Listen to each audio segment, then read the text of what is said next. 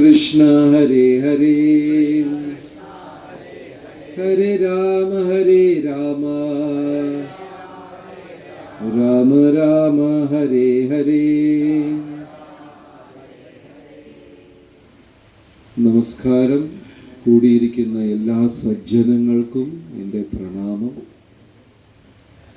ഒരു മനോഹരമായ ഒരു സത്സംഗമാണ് ഇവിടെ ഭക്തജനങ്ങൾ ഒരുക്കിയിട്ടുള്ളത്. എന്നാൽ അതേ സമയം ഇത് വലിയൊരു തപസ്യയും കൂടെയാണ്. കാരണം പുട്ട് കൊള്ളാവുന്നത് കൊണ്ട് ഒന്ന് രണ്ട് അധികം കഴിച്ചു എല്ലാവരും. അതുകൊണ്ട് തീർച്ചയായിട്ടും ഉറക്കം വരും.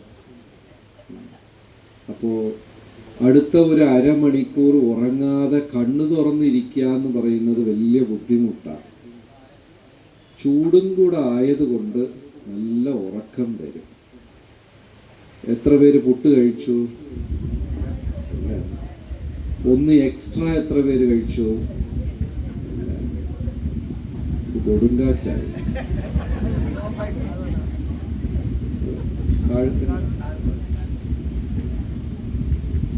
അപ്പോൾ നല്ല ഉറക്കം വരും. അപ്പോൾ അരമണിക്കൂർ ഉറങ്ങാതിരിക്കുക എന്ന് പറയുന്നത് ഒരു ബുദ്ധിമുട്ടാണ്. മഹാഭാരതത്തിലിരുന്ന് എല്ലാവർക്കും അറിയാവുന്ന കഥകളും തത്വങ്ങളുമാണ്. മഹാഭാരതത്തിലിരുന്ന് ധർമ്മം എന്ന ഒരേ ഒരു വാക്കാണ് ഇന്നത്തെ ഈ ഒരു ചെറിയ സത്സംഗിൽ നമ്മൾ വിവരിക്കാൻ പോകുന്നത്. ധർമ്മം എന്ന പദം നമ്മളെല്ലാവരും കേട്ടിട്ടുള്ള ഒരു പദമാണ്. ആർക്കും ഈ ഒരു വാക്ക് പുതിയതല്ല. ധർമ്മം എന്ന് പറയുന്നത് രാഷ്ട്രീയക്കാർ അതും പറഞ്ഞ് 4 വോട്ടും പിരിക്കാറുണ്ട്. പക്ഷേ നമ്മുടെ പുരാണങ്ങൾ അനുസരിച്ച് ശരിക്കും ധർമ്മം എന്ന് വെച്ചാൽ എന്താണ്? അതാണ് ഇന്നത്തെ ചർച്ചാ വിഷയം. സദാനന്ദ പ്രഭു, ധർമ്മം എന്ന് വെച്ചാൽ എന്താണ്? കർമ്മമല്ല, ഭഗവാനെ സേവിക്കുക എന്നുള്ളതാണ് ധർമ്മം. അപ്പോൾ വീട്ടുകാരെ ഒന്നും നോക്കണ്ട,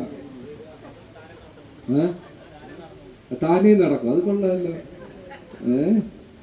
അതെല്ലാം താനേ നടക്കും. പിന്നെ എന്തിനാ പ്രഭു കല്യാണം കഴിച്ച? എല്ലാം താനേ നടക്കുമെങ്കിൽ പിന്നെയാണ് ഇതിൽ വന്നത്. സോ ധർമ്മം എന്ന പദം ആരെങ്കിലും 1-2 മറുപടി പറയുക. ധർമ്മം വെറുതെ ശരിയോ തെറ്റോ എന്ന വിഷയമല്ല.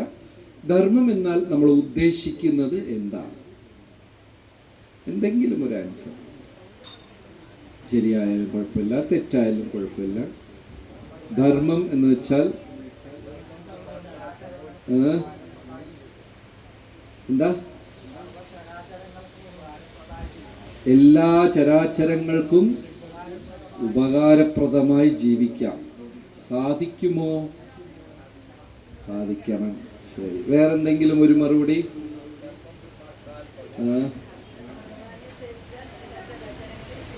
ഭഗവാനെ സേവിച്ചാൽ എല്ലാ ചരാചരങ്ങളെയും സേവിച്ചതുപോലെ. ശരി. വേറെ ഈ പറഞ്ഞതിലിരുന്ന് വ്യത്യസ്തമായ ഈ ഹരേ കൃഷ്ണക്കാരി ഭഗവാൻ തിരിച്ചു പറഞ്ഞു. ഞാൻ സാധാരണ മനുഷ്യനായി ചിന്തിക്കൂ. സാധാരണ ഒരു മനുഷ്യനായി ചിന്തിക്കും. ധർമ്മം എന്ന് വെച്ചാൽ അവരവരുടെ ജോലി സംബന്ധമായി അതിനെന്ത് ചെയ്യണം? കൈക്കൂലി മേടിക്കണം. ചെറിയൊരു പനിക്ക് വരുന്നവർക്ക് എല്ലാം മരുന്ന് എഴുതി കൊടുക്കണം. ആള് ഡോക്ടറാണ്. സോ നമ്മുടെ മനസ്സിൽ ഒരുപാട് ഉത്തരങ്ങളാണ് വരുന്നത്. ധർമ്മം എന്ന് പറഞ്ഞാൽ കർത്തവ്യം ചെയ്യുക. നമ്മുടെ ഡോക്ടർ പ്രഭു പറഞ്ഞ പോലെ അവരവരുടെ കർത്തവ്യം ശരിക്കും ചെയ്യുക. പ്രഭു പറഞ്ഞതുപോലെ എല്ലാ ചരാചരങ്ങളെയും സേവിക്കുക. ഇവിടെ ഭക്തന്മാർ പറഞ്ഞതുപോലെ ഭഗവാനെ സേവിക്കുക. ഇങ്ങനെ പല ഉത്തരമുണ്ട് ധർമ്മം എന്ന് വെച്ചാൽ. ഈ സൃഷ്ടിയുടെ തുടക്കകാലത്ത്, സൃഷ്ടി തുടങ്ങിയ സമയത്ത് നമ്മുടെ ഹൈന്ദവ സംസ്കാരത്തിൽ അല്ലെങ്കിൽ സനാതന ധർമ്മത്തിൽ 33 കോടി ദേവീദേവന്മാരുണ്ട്. എല്ലാവർക്കും അറിയാം. 1ഉം 2ഉമല്ല, 33 കോടി ദേവഗണങ്ങളാണ് നമുക്കുള്ളത്. അത് തന്നെ എന്ത് ചെയ്യണമെന്ന് അറിയാതിരിക്കുമ്പോഴാണ് ഇപ്പൊ 2-3 എക്സ്ട്രാ കൂടി വന്നിരിക്കുന്നത്. എല്ലാരെ വീട്ടിലും ഒരു കൊടവയറുള്ള ഒരു മനുഷ്യൻ പണച്ചാക്കും വെച്ചിട്ട് കുബേരനാണെന്ന് ഇപ്പൊ കൂട്ടിച്ചേർത്തിട്ടുണ്ട്. എത്ര പേരുടെ വീട്ടിൽ ആ കുബേരനുണ്ട്? ഒരു ഗുണ്ട് മനുഷ്യൻ ഒരു പൈസയും വെച്ചിട്ട് ഇങ്ങനെ നടക്കണ ഒരു ചൈനീസ് ബൊമ്മ കുബേരനാണ്. ഇവിടെ ആരെങ്കിലും വീട്ടിലൊക്കെ ഉണ്ടോ? ഉണ്ടോ? ഇല്ല. എന്നാ ഇങ്ങനെ ആട്ടണം, അല്ല ഇങ്ങനെ ആട്ടണം. ഇങ്ങനെ ആട്ടിയ എന്താണ്? ഇല്ല. ശരി, ആരുടെ വീട്ടിലൊക്കെ ഈ കുബേരനുണ്ട്, ഈ ഗുണ്ട് മനുഷ്യൻ പൈസയും പിടിച്ചിട്ട്? ഒന്ന്, അതെ, എല്ലാ കയ്യും മേലെ വന്നു. ഓൾറെഡി നമുക്ക് വന്ന് 33 കോടി ദേവന്മാരുണ്ട്. ഇതിൽ തന്നെ ഇപ്പൊ നമ്മൾ കൺഫ്യൂഷനായി എന്താ ചെയ്യാന്ന്. അപ്പോഴാണ് ഇപ്പൊ ചൈനീസുകാർ ഇറക്കിയ ഒരു ബൊമ്മയാ ആ സാധനം. അതിനെ ആൾക്കാർ വീട്ടിൽ വാങ്ങിച്ചു വെച്ച് കുബേരനാണെന്നൊക്കെ പ്രാർത്ഥന തുടങ്ങിയിട്ടുണ്ട്. ഇനി അത് പോയിട്ട് തമിഴ്നാട്ടിൽ രജനീകാന്ത് ഉണ്ട്, പിന്നെ കേരളത്തിൽ ഭാഗ്യം അങ്ങനെ ആരുമില്ല. ദൈവസമാനമായ മനുഷ്യർ ഓരോ സംസ്ഥാനത്തിൽ ഓരോരുത്തരുണ്ട്. ബോംബെയിൽ വാപ്പിയിൽ പോയി കഴിഞ്ഞാൽ അവിടെ സച്ചിൻ ടെണ്ടുൽക്കറിന് ഒരു ക്ഷേത്രമുണ്ട്. ആരെങ്കിലും തൊഴുതിട്ടുണ്ടോന്ന് അറിയില്ല. പോയാൽ മോക്ഷം കിട്ടും. അപ്പോ 33 കോടി തികയാതെ ഇപ്പൊ മനുഷ്യർ ആൾ ദൈവവും കൂടിക്കൊണ്ടിരിക്കുകയാണ്. ഉണ്ടോ ഇല്ലേ? ഇഷ്ടം പോലെ ഉണ്ട്. അപ്പൊ എന്താ ചെയ്യാ? ഒരു തവണ സർവേശ്വരൻ നാരായണൻ ഭഗവാൻ, സർവ അധിപതി, അണ്ടചരാചരങ്ങളും ചലിക്കുന്നതും ചലിക്കാത്തതും 33 കോടി ദേവീ ദേവഗണങ്ങളുടെയും ഈശ്വരനായ ഭഗവാൻ, ഈശ്വര പരമകൃഷ്ണ സച്ചിദാനന്ദ വിഗ്രഹ അനാദിർ ആദിർ ഗോവിന്ദ സർവകാരണ കാരണം. അദ്ദേഹം ഒരു പൊതുയോഗം നടത്തി എല്ലാ ദേവഗണങ്ങളെയും ക്ഷണിച്ചു. ആ പൊതുയോഗത്തിൽ എല്ലാ ദേവഗണങ്ങൾക്കും ഓരോ ഡിപ്പാർട്ട്മെന്റ് അങ്ങ് കൊടുത്തു. എങ്ങനെയാണോ മന്ത്രിസഭയിൽ ഓരോ വകുപ്പ് ഓരോ മന്ത്രിമാർക്ക് കൊടുക്കുന്നത്, ആർക്കാണ്? വിദ്യാഭ്യാസ വകുപ്പ് സ്കൂളിൽ പോവാത്ത മന്ത്രിക്കാണ്. ആരോഗ്യ വകുപ്പ് കള്ളുകുടിയൻ, അങ്ങനെയൊക്കെയാ സർക്കാർ വളരെ കൃത്യമായി കൊടുക്കുന്നത്. പക്ഷേ ഭഗവാന്റെ മന്ത്രി വിഭാഗത്തില് കഴിവുള്ള ആൾക്കാർക്കാണ് ആ മന്ത്രിസഭ കൊടുക്കുന്നത്. വിദ്യ ആർക്കാ കൊടുത്തത്? സരസ്വതിക്ക് വിദ്യ, പൈസ ലക്ഷ്മിക്ക് പൈസ. പിന്നെ മരുന്നുകൾ, അശ്വിനി കുമാരന്മാർ, ധന്വന്തരി മരുന്ന്. സൂര്യൻ ഒരാള്, വിവസ്വാൻ സൂര്യൻ. ഇങ്ങനെ ഓരോ വിഭാഗം കൊടുക്കും. പക്ഷെ ഭഗവാന്റെ ഒരു പ്രത്യേകത എന്ന് പറഞ്ഞാൽ, ഒരു വിഭാഗത്തിന് ആളെ കിട്ടിയില്ലെങ്കിൽ കിട്ടിയ ആളെ പിടിച്ചെടുത്തില്ല. ഭഗവാൻ സ്വയം ആ ഒരു വിഭാഗം ഏറ്റെടുക്കും. ഉദാഹരണം, സൂര്യനായി കഴിയുന്നത് വിവസ്വാൻ എന്ന ദേവന. ഒരു കാലഘട്ടത്തിൽ അതിന് അനുയോജ്യമായ ഒരു വ്യക്തിയെ കിട്ടാതെ വന്നപ്പോൾ ഭഗവാൻ തന്നെ ആ പദവി ഏറ്റെടുത്തു. അപ്പോൾ സൂര്യൻ സൂര്യനാരായണൻ എന്നാണ് അറിയപ്പെട്ടത്. മനസ്സിലായോ? അങ്ങനെ ഓരോ വിഭാഗത്തിനും ഓരോരോ ആളെ കൊടുക്കും. വിദ്യ ആർക്കാണ്? സരസ്വതി. പൈസ ലക്ഷ്മി. പക്ഷെ ഇതിന്റെയൊക്കെ ഒരു സൂത്രം മനസ്സിലാക്കണം. ഇവിടെ കൂടിയിരിക്കുന്ന സജ്ജനങ്ങളിൽ പൈസ ഇഷ്ടമല്ലാത്ത എത്ര പേരുണ്ട്?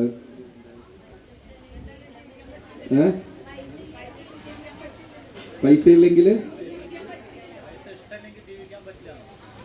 എന്താ പോക്കറ്റ്? ഇത് നല്ല കച്ചവടമാണ്. ഏത് കച്ചവടം? ഈ കളർ ഇടുക. 30 വർഷമായിട്ട് എനിക്ക് ശമ്പളമില്ല. ഇപ്പൊ പൈസ ഇല്ലാതെ ജീവിക്കാൻ പറ്റൂല, സത്യമാണ്. പക്ഷെ ഈ പൈസയിൽ ഒരു ട്രിക്ക് ഉണ്ട്. ഒരു തവണ ഒരു വ്യക്തി ലക്ഷ്മി ദേവിയെ പ്രാർത്ഥിക്കുക, ദൈവമേ പൈസ താ. എല്ലാവർക്കും പൈസ ആവശ്യമാണ്, നമുക്ക് എല്ലാവർക്കും പൈസ ഇഷ്ടവുമാണ്. എനിക്ക് പൈസയോട് ഇഷ്ടമില്ല എന്ന് പറയുന്ന ആൾക്കാർക്കാണ് കൂടുതൽ ഇഷ്ടം. എല്ലാവർക്കും വേണം. അപ്പോൾ ഒരാള് ലക്ഷ്മി ദേവിയെ നിരന്തരം പ്രാർത്ഥിക്കുന്നു, ദേവി ദൈവമേ എനിക്ക് പണം വേണമെന്ന്. നാരായണൻ ചോദിക്കുക, ഈ ഭക്തൻ ഇത്രയും കാലം പൈസ വേണമെന്ന് പൂജിച്ചുകൊണ്ടിരിക്കുന്നല്ലോ, അയാൾക്ക് കുറച്ച് പൈസ കൊടുത്താൽ എന്താ? അപ്പൊ ലക്ഷ്മി ദേവി പറയുന്നു, പൈസ എന്ന് പറയുന്നത് ഒരു അനുഗ്രഹമല്ല, ഒരു മനുഷ്യന്റെ ജീവിതത്തിൽ പരീക്ഷണമാണ്. ആരാ പറയുന്നത്? ലക്ഷ്മി. പൈസയുടെ ഇൻചാർജ് തന്നെ പറയാം. പൈസ എന്ന് പറയുന്നത് ഒരു മനുഷ്യന്റെ ജീവിതത്തിൽ അനുഗ്രഹമല്ല, പക്ഷെ എന്താണ്? പരീക്ഷണമാണ്. അപ്പൊ നാരായണൻ ചോദിച്ചു, അതെങ്ങനെ? ഞാൻ തന്നെ പൈസ ആവശ്യമായത് കൊണ്ടാണ് നിന്നെ പിടിച്ചടുത്ത് ഭാര്യയായിട്ട് ഇരുത്തി വെച്ചിരിക്കുന്നത്. അപ്പൊ പൈസ അനുഗ്രഹമല്ലാതെ പിന്നെ എന്താ എന്ന് ചോദിച്ചപ്പോ ലക്ഷ്മി ദേവി പറഞ്ഞു, ഞാൻ തെളിയിച്ചു തരാം. ഇപ്പൊ ഈ ഒരു കൃഷിക്കാരനല്ലേ പൈസ ദിവസം ചോദിച്ചത്? ശരി, നോക്കിക്കോളൂ. നാളെ അയാളുടെ ജീവിതം എന്ത് ചെയ്തു? അയാളുടെ വീട്ടിന്റെ മുറ്റത്ത് 9 സ്വർണ്ണ നാണയം ലക്ഷ്മി ദേവി വെച്ചു. എത്ര സ്വർണ്ണ നാണയം വെച്ചു? 9 സ്വർണ്ണ നാണയം വെച്ചു. ആശാൻ രാവിലെ കുളിച്ചിട്ടൊക്കെ വന്നിങ്ങനെ വീട്ടിന്റെ വാതിലും തുറന്നു നോക്കിയപ്പോ ഇതാ കിടക്കുന്നു. എന്താണ്? ഒരു കോയിൻ, സ്വർണ്ണ നാണയം. ഇപ്പൊ എത്രയാ പവന് വില?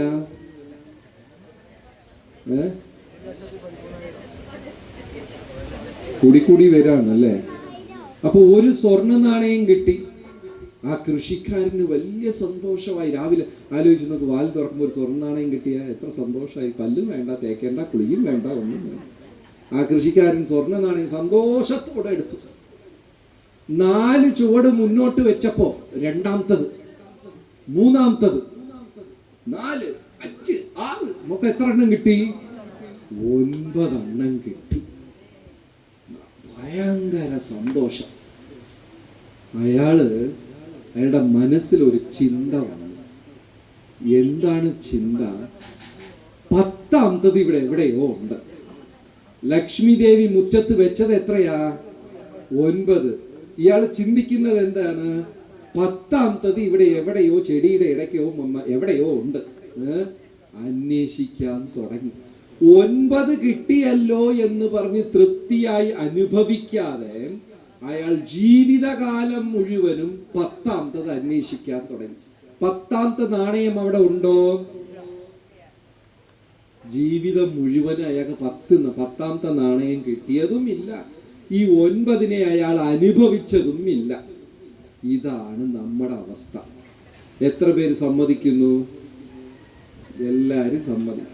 ഉള്ള 9നെ അനുഭവിക്കാതെ, അതിനോട് നന്ദി പറയാതെ ഏതാ അന്വേഷിക്കുന്നത്? ഇല്ലാത്ത 10നെ അന്വേഷിച്ചു കൊണ്ടിരിക്കുകയാണ്. അതിനെയാ മായാജീവിതം എന്ന് പറയുന്നത്. ഇല്ലാത്ത ഒരു സുഖം. ഉപനിഷത്തില് അതിന് കഴുതയാ ഉദാഹരണം പറയുന്നത്.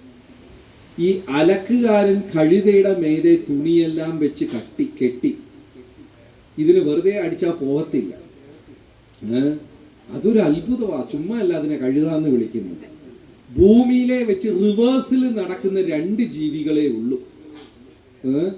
ആരെങ്കിലും കുതിര പുറകോട്ട് നടക്കുന്ന കണ്ടിട്ടുണ്ടോ? ഇല്ല. പശുമാട് ബാക്കിൽ നടക്കുന്ന ഇല്ല. ഉറുമ്പ് ബാക്കിൽ ഉറുമ്പ് അത് കണ്ടിട്ടില്ല. പക്ഷികൾ ബാക്കിൽ പറക്കുന്നത് കണ്ടിട്ടുണ്ടോ? ഇല്ല. പക്ഷെ കഴുത ബാക്കിൽ നടക്കും. ആരെയും കണ്ടിട്ടുണ്ടോ എന്നറിയില്ല. പണ്ടാണെങ്കിൽ നമുക്ക് എളുപ്പം കണ്ടുപിടിക്കായിരുന്നു.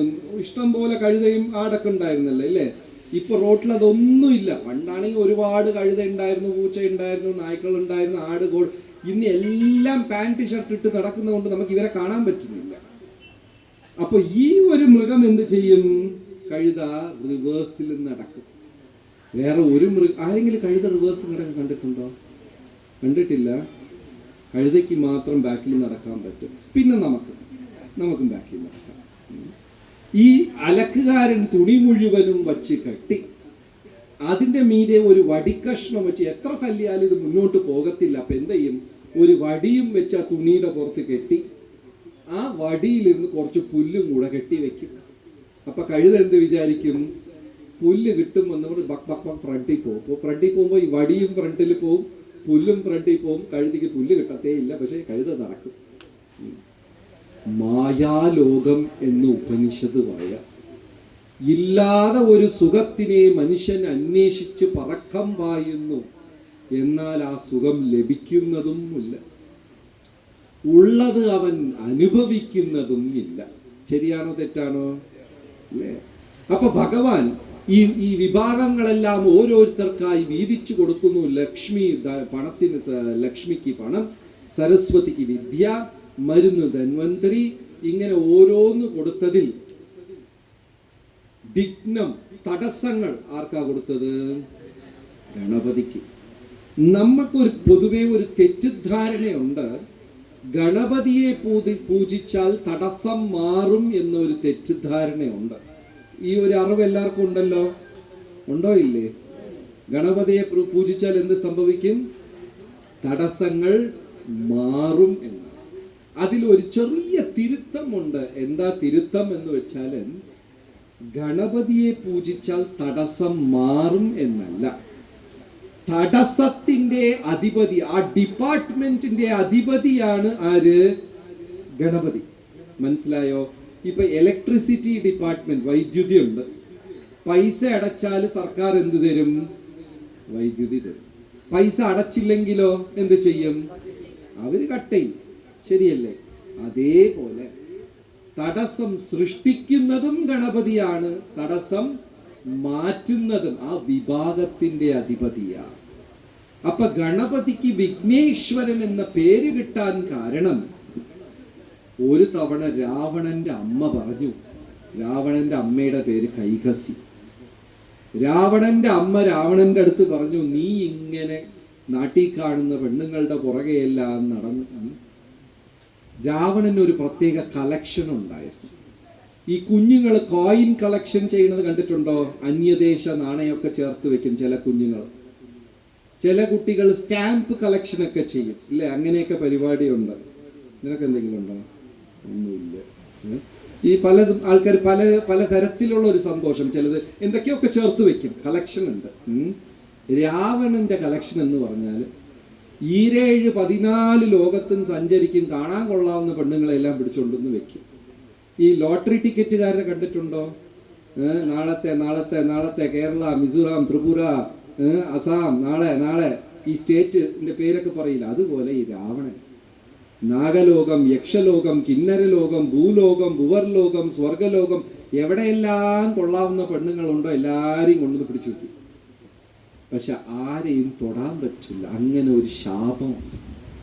അവരുടെ അനുവാദമില്ലാതെ തൊട്ട് കഴിഞ്ഞാൽ രാവണന് മരണം എന്നൊരു ശാപം. അതുകൊണ്ട് എല്ലാം കൂടെ പിടിച്ചു വെച്ചേക്കും, ഒന്നും ചെയ്യത്തില്ല. രാവണന്റെ അമ്മ പറഞ്ഞു, നീ ഉള്ള പാവമെല്ലാം കൂട്ടിച്ചേർക്കുക, നിനക്ക് ഉറപ്പായിട്ടും ദേവന്മാരുടെ കൈകൊണ്ട് മരണം സംഭവിക്കും. നീ രക്ഷപ്പെടണമെങ്കിൽ കൈലാസത്തിൽ ചെന്ന് മഹാദേവനെ കണ്ട് മഹാദേവന്റെ ഹൃദയത്തിലുള്ള ആത്മലിംഗം മേടിച്ചു കൊണ്ടുവന്നാൽ നീ അങ്ങ് രക്ഷപ്പെടും എന്ന് പറഞ്ഞു. എന്തുകൊണ്ടുവരണം? മഹാദേവന്റെ ഹൃദയത്തിലിരുന്ന് ആത്മലിംഗം കൊണ്ടുവരണം. ശരി, ഞാൻ കൊണ്ടുവരാന്ന് പറഞ്ഞിട്ട് നേരെ രാവണൻ കൈലാസത്തിലോട്ട് പോയി മഹാദേവനെ കാണാൻ പോകുന്ന വഴിക്ക് നോക്കിയപ്പോൾ വേറൊരു സുന്ദരിയായ പെണ്ണ് അതിൻ്റെ പുറകെ പോയി. എങ്ങനെയൊക്കെയോ അവസാനം ശിവൻ മഹാദേവന്റെ ഹൃദയത്തിലിരുന്ന് ആത്മലിംഗം കരസ്ഥമാക്കി കൊണ്ടുവന്നു രാവണൻ.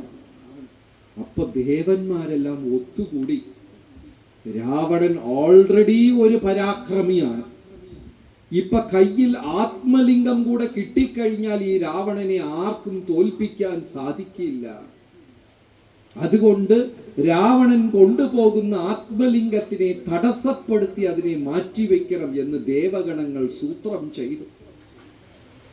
അങ്ങനെ ആരെ തെരഞ്ഞെടുത്തു രാവണനെ തടസ്സപ്പെടുത്താൻ? അറിയാമോ? ഗണപതിയെ തെരഞ്ഞെടുത്തു. ഗണപതി വന്നിട്ട് എന്ത് ചെയ്തു? ഈ ആത്മലിംഗം നിലത്ത് വെച്ച പിന്നെ പൊങ്ങത്തില്ല. ആ രാവണനെ കബളിപ്പിച്ച് പറ്റിച്ച് രാവണന്റെ കയ്യിലുള്ള ആത്മലിംഗം വാങ്ങിച്ച് നിലത്തിൽ വെച്ചു. അങ്ങനെ രാവണന്റെ യാത്രയിൽ വിഘ്നം വരുത്തിയത് കൊണ്ടാണ് ഈ കുഞ്ഞിന് എന്താ പേര്? വിഘ്നേശ്വരൻ എന്ന പേര്. അപ്പൊ ഗണപതിക്ക് തടസ്സം തരാനും പറ്റും, തടസ്സം മാറ്റാനും പറ്റും. മനസ്സിലായോ? ക്ലിയറായോ?